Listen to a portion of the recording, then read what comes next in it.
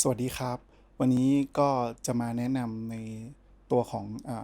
สติกเกอร์น้ำนะครับหรือว่าตัว decal sticker หรือ decal paper นะครับสามารถเรียกกันได้หลายชื่อนะครับซึ่งจริงๆแล้วผลิตภัณฑ์ตัวนี้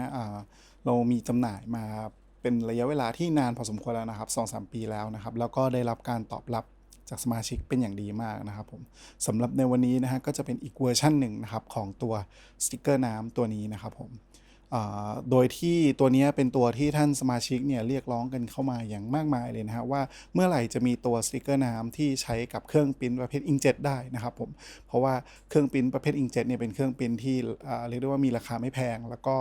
มีความแพร่หลายนะครับเป็นอย่างมากนะครับผมซึ่งวันนี้ก็มาแล้วนะครับสำหรับตัวสติกเกอร์น้ำสำหรับเครื่องอิงเจ็ตปรินเตอร์นะครับสำหรับในวันนี้เนี่ยเราก็จะมาแนะนำตั้งแต่ในเรื่องของวิธีการทำนะครับผม ตัวโลโก้นะฮะแล้วก็หลักการนะครับเกี่ยวกับตัวสติกเกอร์น้ำตัวนี้นะครับรวมไปถึงคำถามที่พบบ่อยนะครับผมก็จะมีรวมอยู่ในคลิปวิดีโอนี้ทั้งหมดนะครับผมสำหรับท่านสมาชิกท่านใดที่ต้องการตัวสติกเกอร์น้ำตัวนี้นะฮะหรือว่าต้องการจะสอบถามข้อมูลอะไรเพิ่มเติมเนี่ยเดี๋ยวผมจะลงช่องทางติดต่อซึ่งมีหลายช่องทางมากนะครับไว้ในช่องตัว description นะครับผมโอเคถ้าอย่างนั้นเดี๋ยวเราไปเริ่มกันเลยครับผม ครับผมก็เดี๋ยวเรามาเริ่มดูกันเลยนะครับในส่วนของอาหลักการทำงานของตัวสติกเกอร์น้ำตัวนี้นะครับผมเริ่มแรกเนี่ยจากตามภาพนะครับผมถ้าเราจับถือกระดาษตัวอิงเจ็ตดีแคลเปเปอร์ตัวนี้นะครับผมแล้วก็มองเข้าไปตรงบริเวณสันของตัวกระดาษนี้นะฮะเราก็จะเห็นเป็นภาพเหมือนภาพไซด์วิวนะครับอย่างนี้นะครับผม เราก็จะมองเห็นลักษณะเป็น2 ชั้นแต่จริงๆแล้วด้วยตาเปล่าเนี่ยเราจะไม่เห็นมันแยกชั้นกันอย่างนี้นะฮะอันนี้ผมขยายออกมาให้มันดูได้ชัดเจนมากขึ้นเฉยๆนะครับแล้วเมื่อเรามาลองมองดูด้านซ้ายวิวตรงนี้แบบอย่างเจาะลึกนะครับเราก็จะเห็นว่ามันจะแยกชั้นเป็น2 ชั้นใช่ไหมครับผมในส่วนของชั้นบนเนี่ยเราก็จะเรียกว่าตัวdecal gel paper นะครับที่เราเรียกว่า decal gel paper เนี่ยเพราะว่าลักษณะของตัวชั้นตัวนี้มันจะมีลักษณะเหมือนตัวเจลเลยนะครับก็คือว่ามันจะมีลักษณะเป็นหยุดหยุ่นนะครับสามารถยืดหยุ่นได้ถ้าเราลองตัดเอาแผ่นตัว inkjet decal paper ตัวนี้ตัดไปแล้วก็แช่น้ำเลยนะครับเวลาเราเอามันขึ้นมาจากน้ำเนี่ยมันไอชั้นตัวนี้มันจะยืดหยุ่นได้มันจะหยุ่นแล้วมันก็จะอมน้ำด้วยนะครับในชั้นตัวนี้จุดประสงค์ที่เขาออกแบบมาอย่างนี้ก็คือต้องการให้มันซึมซับหมึกตัวอิงเจ็ตลงไปนะครับเพราะว่าอย่างที่เราทราบกันดีว่าตัวหมึกอิงเจ็ตเนี่ยมันเป็นหมึกประเภทน้ำนะครับเพราะนั้นเนี่ยชั้นดีแคลเลเยอร์ตัวนี้มันจะต้องเป็นลักษณะเป็นเจลเพื่อที่จะซับหมึกตรงนี้ไว้นะครับผมโอเคนะฮะอันนี้ก็คือชั้นด้านบนของมันเรียกว่า decal gel layer ในส่วนของชั้นด้านล่างเนี่ยเราจะเรียกว่า base paper นะครับมันก็คือกระดาษรองพื้นหลังนั่นเองตรงนี้ก็ไม่ได้มีอะไรพิเศษนะครับสำหรับตัว base paper ต่อไปนะครับเมื่อเราทำการปริ้นตัวกราฟิกลงไปอย่างที่เราเห็นสีน้ำเงินในภาพนะครับผมตัวของหมึกเนี่ยมันก็จะจมลงไปในตัวของ decal gel layer อย่างที่ผมบอกไปว่ามันมีลักษณะเป็นเจลมันจะทำการดูดซับตัวหมึกเนี่ยลงไปนะครับเพราะนั้นมันก็จะอย่างที่เราเห็นในภาพที่ผมทำออกมาให้ดูนั่นก็คือสีที่เป็นน้ำเงินนะฮะก็คือหมึกที่มันจมลงไปในชั้นเจลเปเปอร์นั่นเองนะครับโทษนะชั้นเจลเลเยอร์นั่นเองนะครับทีนี้ถามว่ามาถึงตรงจุดนี้เนี่ยเราสามารถนำไปใช้งานได้เลยไหมนะครับก็ต้องตอบว่ามันยังใช้งานไม่ได้นะครับเพราะอะไรนะครับเพราะว่าอย่างดูในภาพเนี่ยเมื่อเรานำตัวกระดาษตัวนี้ไปแช่น้ำถ้าเราทำแค่นี้นะฮะเรานำไปแช่น้ำเลยเนี่ยตัวของน้ำเนี่ยมันจะสัมผัสกับตัวกราฟิกนะครับซึ่งกราฟิกของเราเนี่ยมันถูกทำขึ้นมาจากตัวหมึกอิงเจ็ตซึ่งหมึกอิงเจ็ตเนี่ยเป็นหมึกประเภทที่ละลายน้ำนะครับเพราะนั้นเนี่ยถ้าเราทำแค่นี้แล้วเราเอาไปแช่น้ำเลยเนี่ยหมึกมันจะเละหมดเลยนะครับแล้วมันก็จะจางหายละลายไปกับน้ำที่เราแช่เลยนะครับดังนั้นเราจะต้องทำการซีลหรือปิดทับตัวกราฟิกตรงนี้ก่อนที่เราจะนำไปแช่น้ำนะครับนั่นก็คือการทำการพ่นตัวเคลียร์แลกเกอร์โคตติ้งนะครับเป็นการพ่นตัวแลกเกอร์โค้ดลงไปเดี๋ยวผมจะทำให้ดูในวิธีการทำนะครับแต่ตอนนี้เรามาเข้าใจการของมันก่อนนะฮะเมื่อเราพ่นเคลียร์แลกเกอร์โคตติ้งลงไปอย่างตามภาพที่เห็นนะฮะคือมันจะซีลปิดตัวกราฟิกเลยนะครับเพราะนั้นเวลาเราแช่น้ำลงไปเนี่ยตัวน้ น้ำเนี่ยจะเข้าไม่ถึงตัวกราฟิกซึ่งมันอยู่ตรงกลางนะครับระหว่างตัวเจลกับตัวของแลกเกอร์นะครับผมทีนี้ตัวแลกเกอร์เนี่ยนอกจากมันมีหน้าที่ที่ทำให้ตัวกราฟิกไม่โดนน้ำแล้วเนี่ยหน้าที่สำคัญอีกอย่างหนึ่งของมันก็คืออย่างที่ผมบอกไปตอนแรกว่าตัวชั้นเจลเลเยอร์เนี่ยมีลักษณะยืดหยุ่นได้ตัวแลกเกอร์โคตติ้งตัวนี้มันจะทำให้ไอชั้นเจลที่มันยืดหยุ่นได้เนี่ยมันแข็งขึ้นนะครับผมก็จะเป็นประโยชน์อีกอย่างหนึ่งของการเคลือบแลกเกอร์โคตติ้งนะครับผมครับผมในการออกแบบตัวกราฟิกนะครับที่เราจะใช้งานในส่วนของการพิมพ์ตัวของdecal sticker ตัวนี้นะครับผมในส่วนของโปรแกรมผมก็แนะนำเป็นโปรแกรมประเภทที่เป็น Illustrator นะครับหรือโปรแกรมจัดการประเภทเวกเตอร์ต่างๆนะครับผมเพราะว่าโปรแกรมตัวนี้จะให้ความคมชัดในการปริ้นเนี่ยสูงมากนะครับผมหรือไม่ถ้าเราจะทำการปริ้นในเรื่องของตัวภาพความละเอียดสูงก็ให้ใช้งานเป็นโปรแกรมประเภท Photoshop ก็ได้เหมือนกันนะฮะแต่ว่าทางที่ดีถ้าเราต้องการที่จะทำโลโก้ที่มีคุณภาพสูงเนี่ยผมแนะนำตัว Illustrator ดีกว่านะครับผม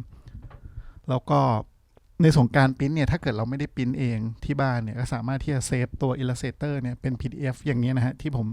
ทำนี่ก็คือผมเซฟเป็น PDF ไว้นะครับเราสามารถนำไฟล์ PDF ตัวนี้ไปปริ้นที่ร้าน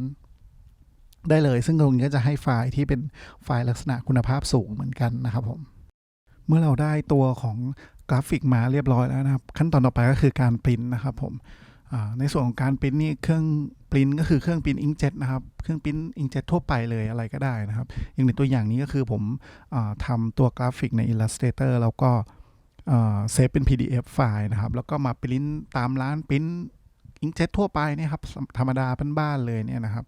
เครื่องนี้ก็เป็นเครื่องอิงเจ็ตปกติไม่ได้มีอะไรพิเศษใดทั้งสิ้นเป็นเครื่องที่ติดแทงซะด้วยซ้ำไปนะครับซึ่งเครื่องที่ติดแทงเนี่ยปกติมันจะให้คุณภาพที่ไม่ค่อยดีมากนะแต่เครื่องนี้ก็ให้คุณภาพที่ดีสวยงามนะครับเนี่ยอย่างที่เห็นในตัวอย่างเนี่ยนะครับผมค่อนข้างให้ความละเอียดแล้วก็ความชัดเจนที่ดีใช้ได้เลยทีเดียวนะครับผมนะฮะลายมีความชัดเจนนะครับแล้วก็มีความสวยงามในเรื่องของสีนะครับสีสดมากนะครับตัวนี้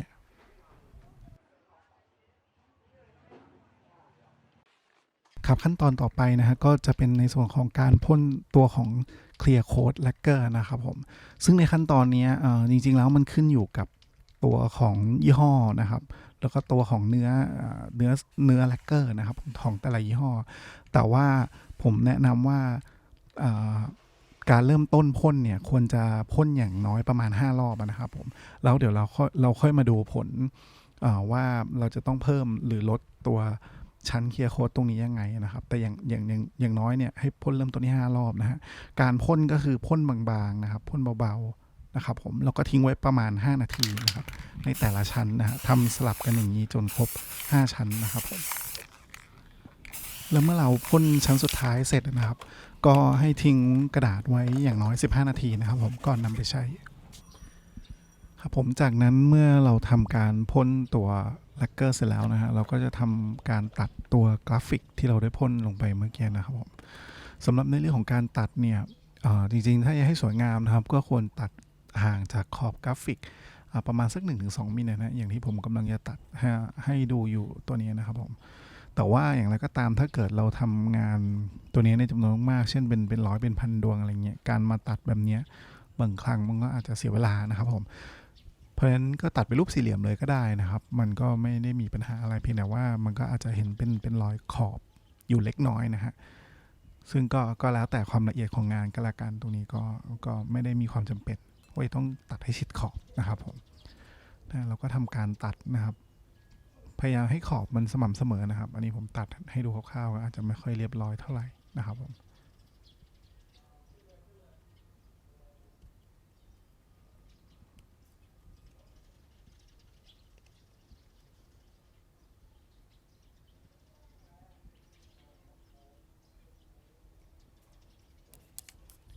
จากนั้นนะครับเมื่อเราตัดได้ตามที่เราต้องการแล้วเนี่ยก็ทำการแช่น้ำเลยนะครับตัวนี้สำหรับการแช่น้ำเนี่ยให้ทิ้งไว้สักประมาณ30วินาทีก็พอนะครับเพราะว่าถ้าเราทิ้งไว้นานจนเกินไปในบางครั้งเนี่ยน้ำมันอาจจะซึมทะลุเข้าไปในชั้น ของเจลนะฮะหรือชั้น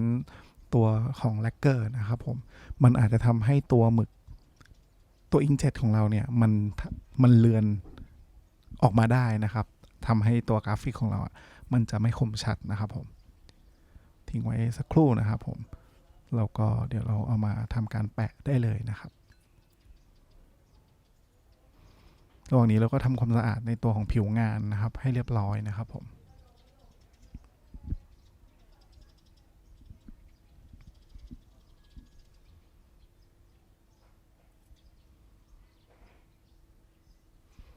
ในส่วนของน้ำนี่ฮะนะเราก็ใช้น้ำเป็นอุณหภูมิปกติเนี่ยนะครับน้ำก๊อกอุณหภูมิประมาณ30องศานี่ก็ใช้ได้แล้วนะ30 31 32ใช้ได้หมดเลยนะครับแต่ว่าพยายามอย่าใช้น้ำเย็นนะฮะใช้น้ำอุณหภูมิห้องปกตินะครับผม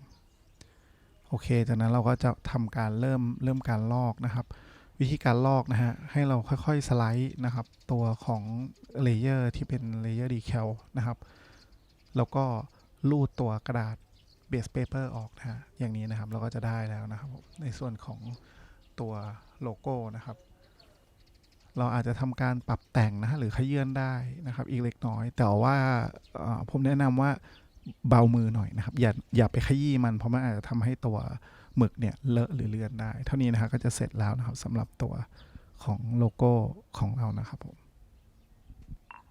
ต่อไปนะครับก็เป็นอีกหนึ่งตัวอย่างของการใช้งานตัวสติกเกอร์น้ำสำหรับใช้กับ Inkjet Printer นะครับก็คือการปะติดตัวของโลโก้ลงบนชิ้นงานที่เป็นไม้นะครับผมซึ่งหลักการวิธีการอะไรเนี่ยทุกอย่างเนี่ยมันเหมือนกันทั้งหมดนะครับไม่มีความแตกต่างเลยนะครับผมก็เดี๋ยวเรามาดูกันอีกครั้งหนึ่งนะครับผมเป็นการทบทวนด้วยนะครับผมก่อนอื่นก็คือตัดตัวของ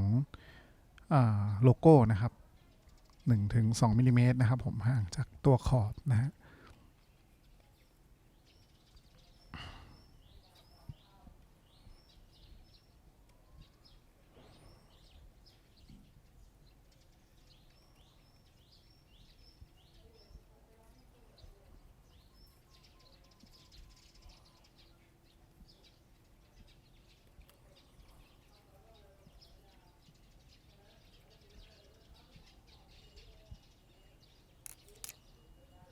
จากนั้นก็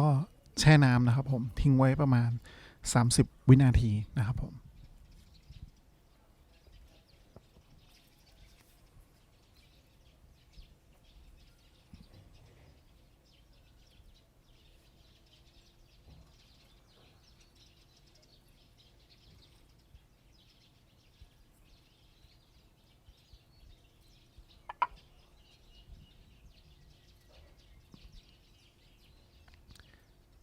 จากนั้นก็จะเป็นการติดตัว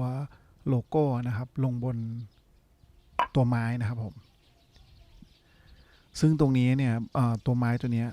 แนะนำว่าให้เล็งดีๆนะครับผมเพราะว่าเมื่อเราแปะโลโก้ลงไปบนไม้เนี่ยโลโก้จะไม่สามารถเลื่อนได้อีกแล้วนะครับผมเพราะว่ามันจะติดกับตัวผิวของไม้นะครับเพราะฉะนั้นต้องเล็งให้ดีนะครับผมจากนั้นก็ค่อยๆลอกออกเหมือนเดิมนะครับเอานิ้วแตะสัมผัสเล็กน้อยนะครับเพื่อไล่น้ำที่อยู่ใต้โลโก้ออกนะครับตัวนี้ก็จะได้แล้วนะครับสำหรับโลโก้ติดบนไม้ครับผม